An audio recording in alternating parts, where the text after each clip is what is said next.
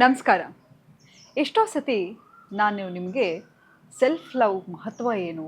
Self love ಅಂದರೆ ಏನು? ಯಾಕೆ ಸೆಲ್ಫ್ ಲವ್ ಅನ್ನೋದು ನಮ್ಮ ಜೀವನದಲ್ಲಿ ತುಂಬಾ ಮುಖ್ಯ ಅನ್ನೋದ್ರ ಬಗ್ಗೆ ಎಷ್ಟೊಂದು ಟಾಪಿಕನ್ನು ಮಾತಾಡಿದ್ದೀನಿ. ಆದರೆ ನಿಜವಾದ ಸೆಲ್ಫ್ ಲವ್ ಅಂದರೆ ಏನು? ಸೆಲ್ಫ್ ಲವ್ ಅಂತ ಹೇಳಿದರೆ ನಮಗೆ ನಾವು ಚೆನ್ನಾಗಿ ನೋಡ್ಕೊಳ್ಳೋದಾ, ಮೇಕಪ್ ಮಾಡ್ಕೊಳ್ಳೋದಾ, ಇದು ಯಾವುದು ಸೆಲ್ಫ್ ಲವ್ ಅಲ್ಲ.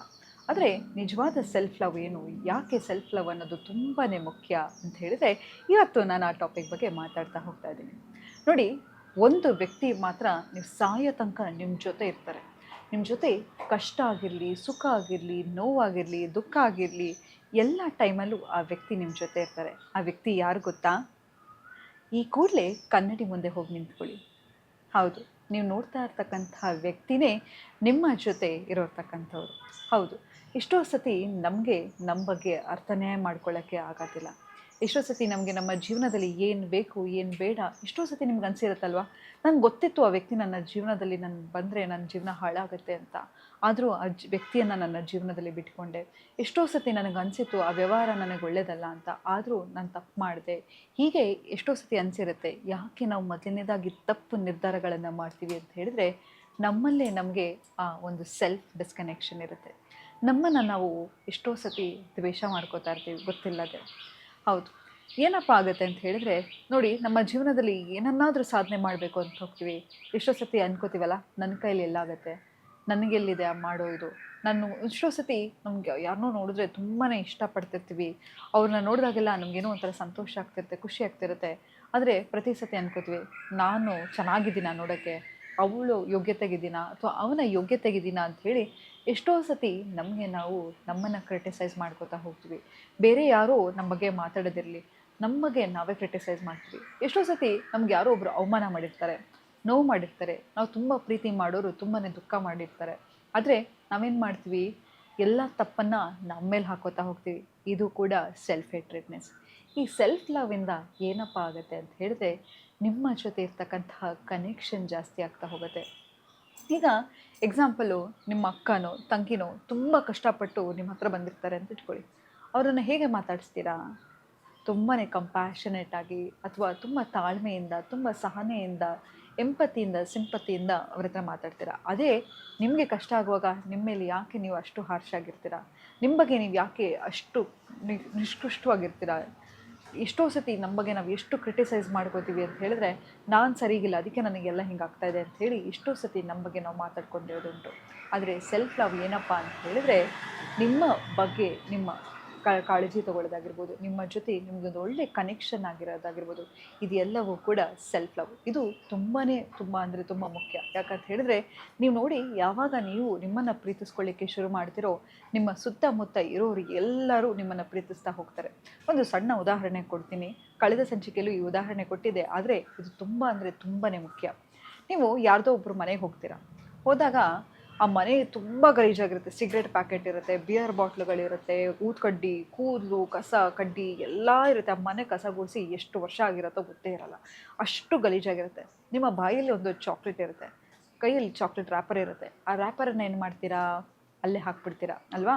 ಯಾರು ಡಸ್ಟ್ಬಿನ್ ಹುಡುಕ್ತೀರಾ? ಇಲ್ಲ. ಯಾಕಂತ ಹೇಳಿದ್ರೆ ಆಲ್ರೆಡಿ ಮನೆ ಫುಲ್ಲು ಗಲೀಜಾಗಿದೆ, ಏನಕ್ಕೆ ಅಂತ.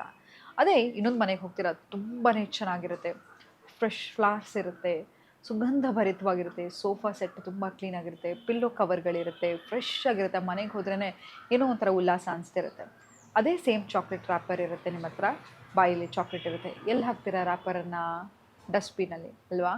ಹಾಗೆ ನಮ್ಮನ್ನು ನಾವು ಯಾವ ರೀತಿ ನೋಡ್ಕೋತೀವಿ, ನಮಗೆ ಎಷ್ಟೋ ಸತಿ ನಮ್ಗೆ ಯಾರು ಕಂಡ್ರೂ ಇಷ್ಟ ಇರುತ್ತೆ, ನಾವೇ ಮೇಲೆ ಬಿದ್ಕೊಂಡು ಮಾತಾಡ್ಸೋದಾಗಿರ್ಬೋದು, ಅಥವಾ ನಮ್ಮ ತನವನ್ನು ನಾವು ಕಳ್ಕೊಳ್ಳೋದಾಗಿರ್ಬೋದು, ನಮ್ಮನ್ನು ನಾವು ಅವಮಾನ ಮಾಡ್ಕೊಳ್ಳೋದಾಗಿರ್ಬೋದು. ತಮಾಷೆಗೂ ಕೂಡ ನಿಮ್ಮ ಬಗ್ಗೆ ನೀವು ಕೆಟ್ಟದಾಗಿ ಮಾತಾಡ್ಕೊಳ್ಳಿಕ್ಕೆ ಹೋಗಬೇಡಿ.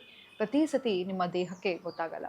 ಇದೆಲ್ಲವೂ ಕೂಡ ಸೆಲ್ಫ್ ಹೇಟ್ರೆಡ್ನೆಸ್ ಆಗ್ತಾ ಇರುತ್ತೆ. ಸೆಲ್ಫ್ ಲವ್ ಅಂದರೆ ನಿಮ್ಮನ್ನು ನೀವು ಹೇಗೆ ನೋಡ್ಕೋತೀರಾ, ನಿಮ್ಮ ಬೌಂಡ್ರೀಸನ್ನು ಹೇಗೆ ಹಾಕ್ತಾ ಹೋಗ್ತೀರಾ, ಅದು ನಿಮ್ಮನ್ನು ತೋರಿಸ್ತಾ ಹೋಗುತ್ತೆ.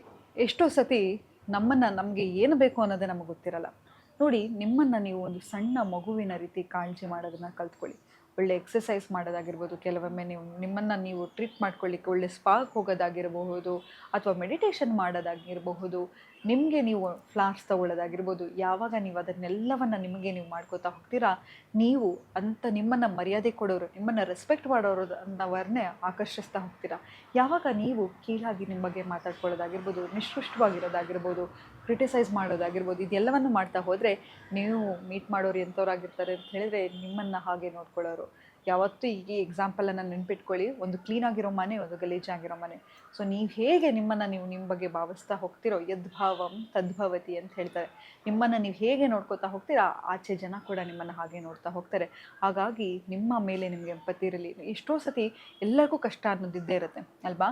ಅಂಥ ಟೈಮಲ್ಲಿ ನಿಮ್ಮ ಒಳ್ಳೆ ಫ್ರೆಂಡ್ ಆಗಿರ್ಬೋದು, ಇಲ್ಲ ನಿಜವಾಗ್ಲೂ ಹೇಳ ನಿಮ್ಮ ಲೈಫಲ್ಲಿ ನೀವು ಬೆಸ್ಟ್ ಇನ್ವೆಸ್ಟ್ಮೆಂಟ್ ಮಾಡೋದು ಏನಪ್ಪ ಅಂತ ಹೇಳಿದ್ರೆ ಥೆರಪಿ.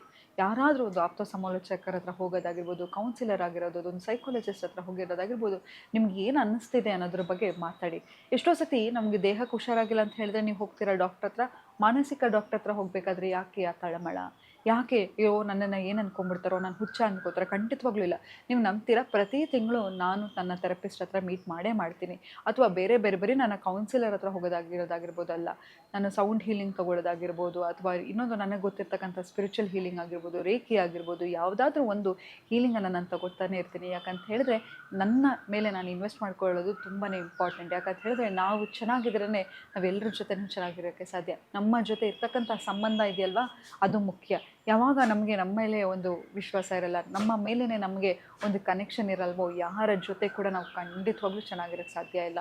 ಹಾಗಾಗಿ ನಮ್ಮ ಜೊತೆ ಇರ್ತಕ್ಕಂಥ ನಮ್ಮ ಕನೆಕ್ಷನನ್ನು ಬೆಳೆಸ್ಕೊತಾ ಹೋಗಿ, ನಿಮ್ಮ ಮೇಲೆ ನೀವು ಇನ್ವೆಸ್ಟ್ ಮಾಡ್ಕೊಳ್ಳೋದಾಗಿರ್ಬೋದು, ನಿಮಗೆ ನೀವು ಚೆನ್ನಾಗಿ ಟ್ರೀಟ್ ಮಾಡ್ಕೊಳ್ಳೋದಾಗಿರ್ಬೋದು. ನೀವು ಎಷ್ಟೋ ದುಡಿತೀರಾ, ಅದರ 5% ನಿಮಗೆ ನೀವು ಇನ್ವೆಸ್ಟ್ ಮಾಡ್ಕೊತಾ ಹೋಗಿ. ಚೆನ್ನಾಗಿ ಡ್ರೆಸ್ ಮಾಡ್ಕೊಳ್ಳಿ, ನಿಮ್ಮ ಬಾಡಿಯನ್ನು ಕಟ್ಟುನಿಟ್ಟಾಗಿಡಿ.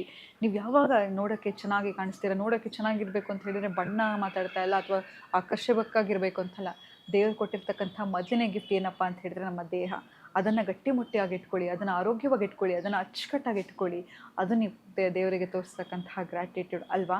ಎಷ್ಟೋ ಜನಕ್ಕೆ ಹುಟ್ಟತಾನೆ ಉನ್ನತೆ ಇರುತ್ತೆ, ಆದರೆ ಎಲ್ಲವನ್ನು ಕೊಟ್ಟಿರ್ತಕ್ಕಂಥ ಭಗವಂತನಿಗೆ ನೀವು ಹೇಗೆ ಗ್ರ್ಯಾಟಿಟ್ಯೂಡ್ ತೋರಿಸ್ಬೇಕು ಅಂತ ಹೇಳಿದ್ರೆ, ಈ ಬಾಡಿಯನ್ನು ಅವ್ನು ಹೇಗೆ ಕೊಟ್ಟಿದ್ನೋ ಹಾಗೆ ವಾಪಸ್ ತೊಗೊಂಡೋಗೋದು. ಸೊ ಅದು ನಮ್ಮ ಜವಾಬ್ದಾರಿಯಾಗಿರುತ್ತೆ. ಹಾಗಾಗಿ ನಿಮ್ಮ ಆರೋಗ್ಯ ನಿಮ್ಮ ಕೈಯಲ್ಲಿರಲಿ. ನಿಮ್ಮ ಮಾನಸಿಕ ಪರಿಸ್ಥಿತಿಯನ್ನು ಸುಧಾರಿಸ್ಕೊಳ್ಳಿ, ಮೆಡಿಟೇಷನನ್ನು ಮಾಡಿ, ಜರ್ನಲಿಂಗ್ ಮಾಡಿ. ಅಥವಾ ನಿಮಗೆ ನೀವು ಯಾವಾಗ ನಿಮಗೆ ಕಷ್ಟ ಬರುತ್ತೆ, ಯಾರು ಸಿಂಪತೈಸ್ ಮಾಡೋದು ಬೇಕಾಗಿಲ್ಲ.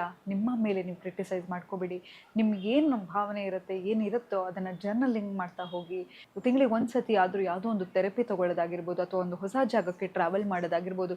ಇದೆಲ್ಲವೂ ನಿಮ್ಮ ಜೊತೆ ಇರ್ತಕ್ಕಂಥ ನಿಮ್ಮ ಕನೆಕ್ಷನನ್ನು ಇಂಪ್ರೂವ್ ಮಾಡುತ್ತೆ. ವರ್ಷಕ್ಕೆ ಒಂದು ಸತಿ ಆದರೂ ಫ್ಯಾಮಿಲಿ ಜೊತೆಲ್ಲ ಹೋಗ್ತೀರಾ ಹೌದು, ಆದರೆ ಒಂದು ಸತಿ ಆದರೂ ಸೋಲೋ ಟ್ರಿಪ್ಪಿಗೆ ಹೋಗಿ ನಿಮ್ಮ ಜೊತೆ ಆ ಕನೆಕ್ಷನನ್ನು ಬೆಳೆಸ್ಕೊಳ್ಳಿ ಅಂತ ಹೇಳ್ತಾ ಇವತ್ತಿನ ಸಂಚಿಕೆಯನ್ನು ಮುಕ್ತಾಯಗೊಳಿಸ್ತಿದ್ದೀನಿ. ಧನ್ಯವಾದಗಳು.